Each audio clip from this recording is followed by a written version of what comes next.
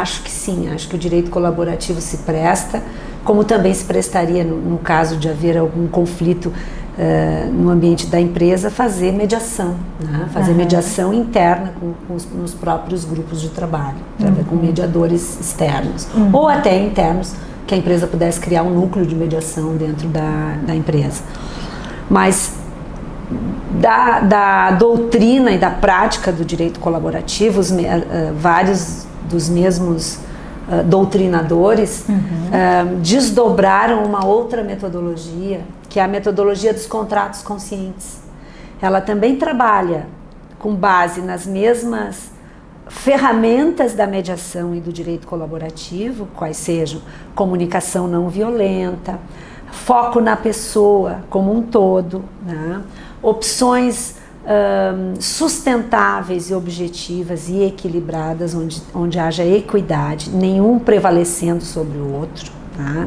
Não é aquela velha negociação da barganha, um ganha mais, outro ganha menos. A negociação baseada em interesses, ela tem por princípio que ser mais sustentável. A comunicação não violenta, já falei, a escuta ativa, e uma ferramenta que é uma ferramenta fundamental quando a gente fala em autonomia da vontade. Eu te mencionei que nós estamos vivendo esse momento, ou seja, são as pessoas que vão decidir se elas querem um mediador, se elas querem um perito. Nós não somos advogados. Os advogados os protagonistas são os clientes, são as partes. Os advogados estão ali para garantir aos clientes que a decisão que eles chegarem vai ter legalidade. Claro. É diferente a postura. Então, desdobra daí essa ferramenta dos contratos conscientes, que usa essa metodologia, que usam essas mesmas ferramentas, e fundamentalmente um movimento que é um movimento que cresce junto com o direito holístico, que é a linguagem jurídica simplificada. Então, a partir dessas ferramentas, as pessoas começaram a construir contratos. Construir contratos de uma maneira inovadora, e eu acho que nós estamos agora, por exemplo, o Brasil está em época de lei da liberdade econômica, por exemplo, está caindo de madura. Eu chego a ficar nervosa quando eu falo nesse tema, porque está caindo de madura a metodologia dos contratos conscientes em cima da lei da liberdade econômica, que está dando um espaço para a autonomia de vontade, né? Está expresso na lei a intervenção mínima do Estado nas relações privadas. E, inclusive, deixando por conta das próprias partes negociantes e contratantes as próprias regras de interpretação daquele contrato. E ainda que essas regras terão interpretação com base as regras de direito comercial, as regras de direito empresarial serão subsidiárias. Então as próprias partes podem estabelecer como é que elas vão fazer a interpretação do próprio contrato. Bom, como é que eu chego naquela tua pergunta? Por quê? Porque dois advogados colaborativos que têm um treinamento em negociação com base em interesses, em escuta ativa, comunicação não violenta, eles vão ajudar as partes, porque quando as pessoas contratam, elas têm um movimento convergente. E quando elas entregam as suas sugestões, olha, eu quero fazer um contrato assim, assim para o seu advogado. Os advogados vão cada um para o seu escritório e criam uma linguagem divergente. O contrato, no mais das vezes, não representa quase nada do que as partes ajustaram. Sim. E as partes, no mais das vezes, nem entendem o que está escrito. Então, quando a gente fala em autonomia da vontade, a gente fala na decisão das pessoas, que pode parecer até uma decisão, entre aspas, não jurídica. Eu vou contratar com a Cláudia, que uma vez por semana eu posso usar a cafeteira dela, e aí, em contrapartida, eu empresto para ela 2 livros semanais. Isso é um contrato, isso não é jurídico. Ele gera efeitos jurídicos. São obrigações que podem estar simplesmente no contrato, porque foi aquilo que as partes decidiram. Os advogados devem e vão, claro, colocar as cláusulas padrões de rescisão de contrato, mas essa não pode ser mais a prioridade. A prioridade é a convergência.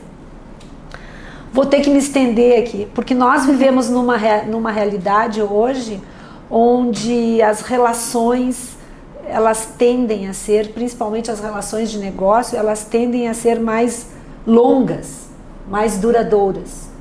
E se busca isso, porque a palavra é sustentabilidade, né? Então tu precisa manter relações mais perenes. E qualquer relacionamento vai haver um momento em que alguma mudança vai acontecer, alguma mudança de valores, né, daquele relacionamento longo. Então, a metodologia dos contratos conscientes é justamente que dois advogados colaborativos auxiliem as partes na construção de um contrato e não na destruição do relacionamento. Então, dentro dessas técnicas de construção do contrato consciente, que se diz, ou tem vários nomes, contrato consciente, contrato colaborativo, contrato sustentável, contrato com base em valores, tem vários. Eles recomendam que seja estabelecido por antecipação no contrato quais são as hipóteses que podem ocorrer conflito entre nós e como que nós vamos resolver se aquilo ocorrer, porque vai ocorrer. Sim.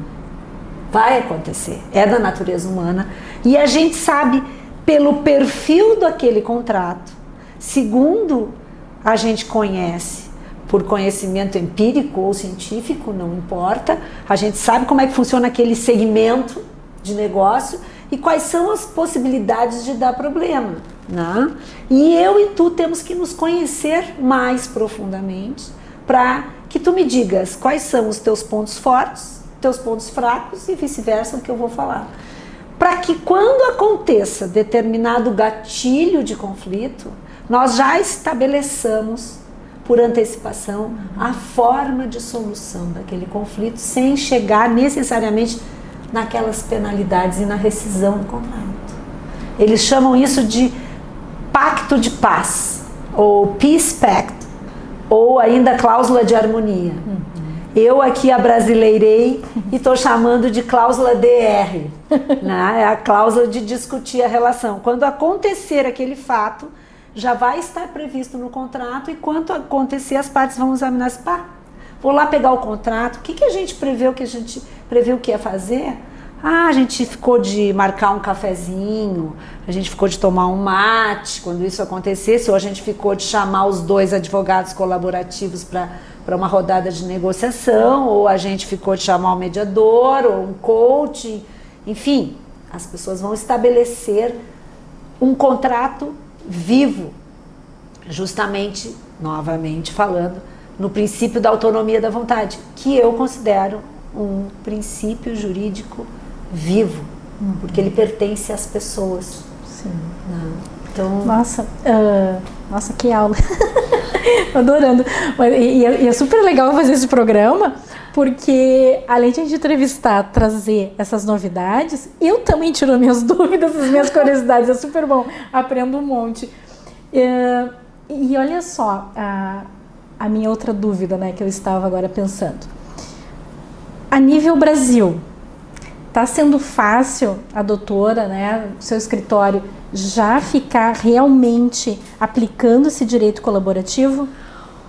É da essência do direito colaborativo que os advogados tenham treinamento nisso e formem redes, né? Sim. Porque, por exemplo, eu não posso atender o Henrico que me procura para uma situação e eu ofereço para ele, se ele tem um problema com o sócio e eu ofereço para ele, vejo que há a possibilidade do direito colaborativo, pergunto a ele, o seu sócio toparia um direito colaborativo?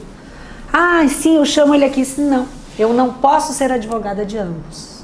É da essência do direito colaborativo que cada parte seja representada por seu advogado. Então, eu não posso imaginar fazer um processo colaborativo que não seja com um advogado que também tenha treinamento em processo colaborativo.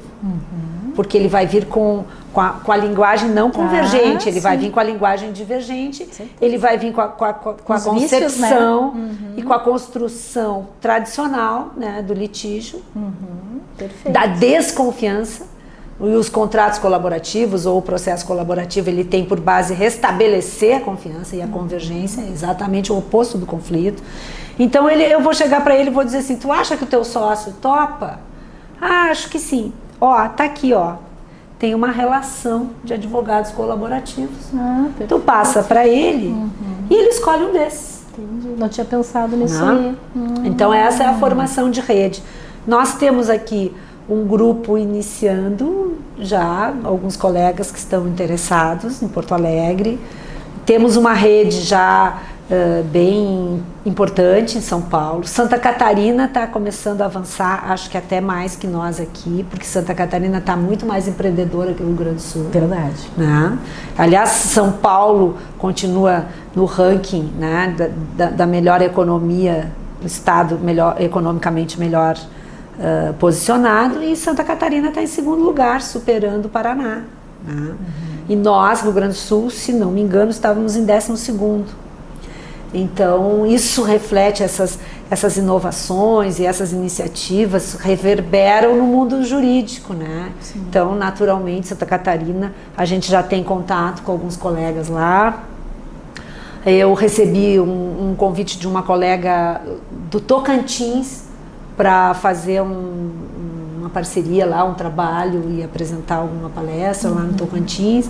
E em São Paulo a gente já tem um número mais expressivo, né? Ainda, claro, considerando a dimensão de São Paulo, é pequeno ainda, mas eu quero crer que isso vai aumentar, principalmente quando as pessoas começam a entrar em contato com os contratos conscientes. Quando elas se dão conta que a construção de um contrato, se ela for convergente e se ela alinhar as partes, de modo a que as partes criem no início do contrato mecanismos de manutenção desse contrato, elas vão precisar de um advogado, de advogados que tenham essa visão. E esses advogados vão ter que entender também que a linguagem desses contratos, a linguagem que o mundo jurídico e que o ritmo da sociedade está vivendo hoje, não pode ser do tempo do Rui Barbosa. Não é mais possível. Ok, a gente não precisa fazer um contrato com 140 caracteres do Twitter, né? Mas esse contrato ele tem que ter por base a autonomia da vontade e, portanto, as partes têm que representar aquilo que as partes decidiram. E elas têm que saber o que elas decidiram. E elas têm que entender para assinar. Tem que ter clareza. Quanto mais claro, mais simplificado for um contrato, menor chance de interpretação divergente vai ter de discussão no judiciário. Claro. Então é uma questão de exercício da inteligência, né, para antecipar os conflitos. Vocês que trabalham com contabilidade, é muito comum quando as pessoas vão buscar um escritório de contabilidade, né, fizeram o seu negócio lá e buscam um escritório de contabilidade e o escritório apresenta os contratos padrão, né, normal, até os escritórios passam, contrato social, autorização de contrato com consolidação. Eu acho que tem que trabalhar conscientemente isso. Né? Ou a mesma questão dentro do direito societário ainda, quando há alguma divergência de sócio que não quer colocar no contrato social e faz um acordo de acionista. O acordo de acionista é de uma riqueza, uma possibilidade imensa para trabalhar de forma consciente. Né?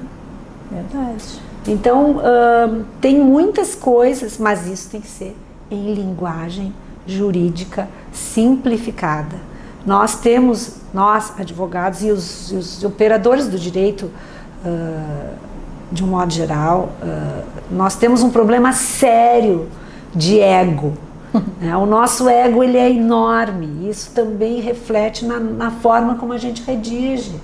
A gente redige eu redijo para outros advogados e redijo para os juízes, mas não redijo para as pessoas que são realmente aquelas que vão fazer as coisas acontecerem. As principais interessadas. São os protagonistas. Claro. Mas então, infelizmente, nós vamos ter que terminar a entrevista, tá super boa. Eu queria então, doutora Ana, que tu deixasse um recadinho final para os nossos empreendedores. Alguns estão começando, outros já estão a longa data. Que tu comentasse um pouquinho sobre então o que tu pensa sobre o futuro do direito, né? E desse um recadinho pro pessoal. Olha, o direito sempre vai existir enquanto tiver a sociedade, vai ter que se regular, né? Então, assim, o direito não termina. Ele tem que se adaptar e ele é o reflexo da sociedade, né? E nós hoje estamos com essa dissonância, porque a sociedade está caminhando de uma forma e o direito ainda está preso a conceitos muito herméticos, como eu falei, como é o caso da própria linguagem, e muito lentos, né? Só que eu acho interessante comentar isso para os teus seguidores, que nós vivemos uma questão muito interessante, né? Eu vou pegar aqui a rede, né, que provocou essa revolução toda, inclusive essa que permite que nós estejamos aqui, né, os teus seguidores. A rede criou o e-commerce. E quando surgiu o e-commerce, no final dos anos 90, se não me engano, eles não tinham muita dimensão de como isso ia, né? E toda a sorte e volume de conflitos que a internet ia gerar.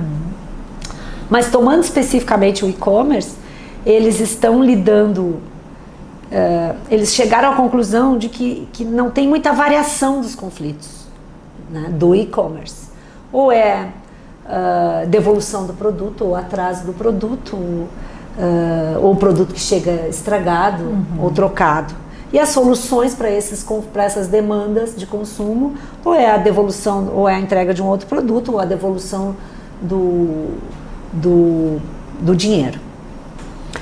E aí eles então criaram um algoritmo, porque se era uma variação baixa no número de conflitos e baixa também na solução desses conflitos, mas tinha um volume, né, porque só o Alibaba, que é o maior e-commerce do mundo, porque ele está na China, só o fato de estar na China já toma conta do mundo, eles estavam lidando com 120 milhões, estão lidando mais ou menos com 120 milhões de conflitos ano. Então, era fácil, eles encaixaram isso num algoritmo. Só que eles transpuseram isso para o judiciário chinês. E recentes informações dizem que esses relatórios de conduta desse sistema já está reverberando no Reino Unido, por exemplo. Então, tem assistentes judiciários lá na China que são inteligência artificial e as demandas já são encaminhadas por ali, são julgadas por inteligência artificial.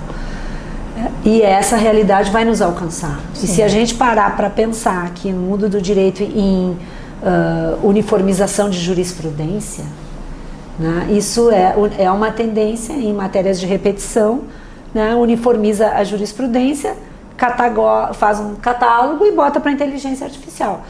Alguns, se não me engano aqui o TRT da 4ª Região já está julgando o recurso de admissibilidade em recurso de revista com inteligência artificial. Isso, a gente até tem uma entrevista com o Dr. Ricardo Fraga. O Dr. Ricardo foi que implantou isso no início da gestão dele.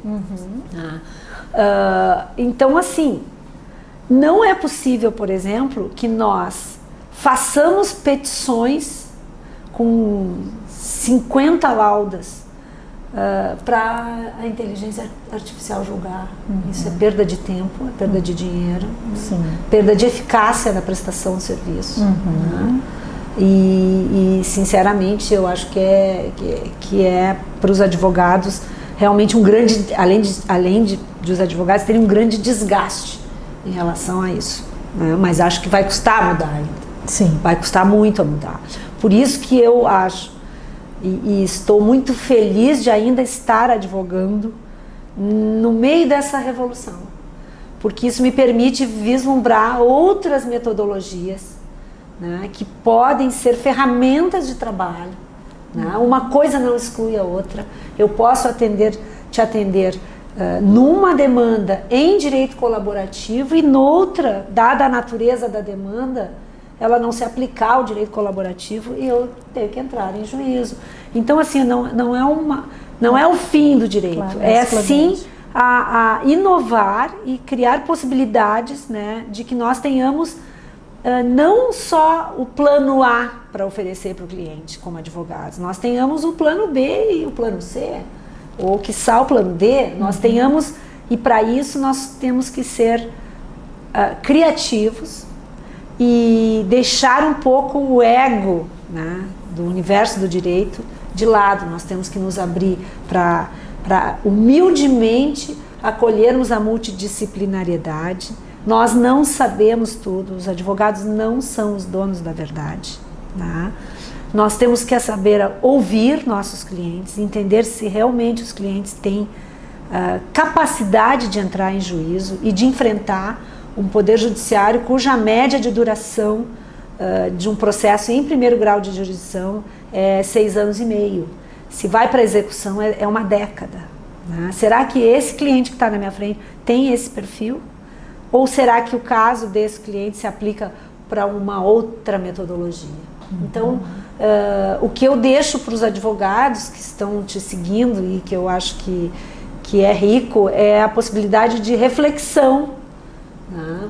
E de buscar alternativas. Se nós ficarmos parados esperando, né, na onda da autonomia da vontade, né, que nós continuemos a ser as estrelas do universo jurídico, nós vamos ser atropelados por essa onda.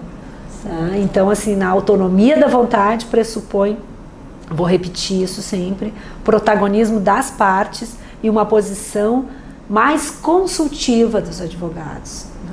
Então, é mais ou menos por essa linha. Ai, perfeito. Ai, doutora Ana Luísa Paniagua Ichaluz, te agradeço muito, tá? Tu ter aceitado esse convite, ter dado essa aula pra gente, muito bacana esse novo horizonte do direito. Eu que agradeço, te parabenizo pelo teu empreendedorismo, pela forma inovadora como tu estás atuando, né, em benefício dos teus colegas de profissão e de todos que gravitam nesse universo, inclusive nós, advogados. Eu que agradeço. Obrigada. Então tá, pessoal. Então até mais um Time to Talk by LM, seu canal do empreendedorismo.